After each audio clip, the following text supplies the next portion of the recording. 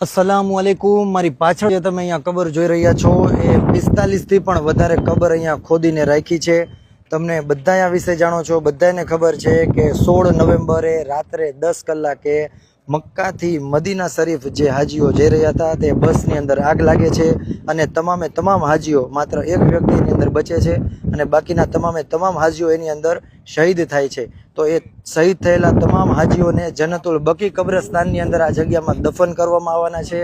અને અહીંયા જો દફન કરવાની રીત તમે જો તો કબર ખોદ્યા બાદ કબરને અહીંયા સાઈડમાંથી જગ્યા રાખવામાં આવે છે, જે આ જગ્યા રહી એની અંદર મયતને રાખીને અને એની ઉપર આ ઈંટ રાખીને પછી એની ઉપર માટી નાખીને કબરને બંધ કરી નાખવામાં આવે છે। અત્યારે આજે જુમ્મા છે અને 21 નવેમ્બર છે, તો એ બસ હાદસામાં 16 નવેમ્બરે જે હાજીઓ શહીદ થયા હતા એ બધા એના ડીએનએ ટેસ્ટ બધા એની ઓળખાણ કરીને અને આજે 5 થી 6 દિવસ પછી એ બધા લોકોને અહીંયા જન્નતુલ બકીની અંદર દફન કરવાના છે। જે કોઈ લોકો આ વિડીયો જોઈ રહ્યા છે, અલ્લાહ તાલા તમામી હઝરાતની તમામ દુઆ કબૂલ કરે। એ સિવાય જે લોકો આજે અહીં દફન થવાના છે ઇન્ડિયાના, એ બધાને અલ્લાહ તાલા જન્નતમાં આલાથી આલા મકામ અતા ફરમાવે, એમના પરિવારવાળોને સબ્ર જમીલ અતા ફરમાવે। અને જે કોઈ લોકો આ વિડીયો જોઈ રહ્યા છે એ તમામી હઝરાતને જલ્દથી જલ્દ ઉમરા અને હજ નસીબ કરે। આમીન।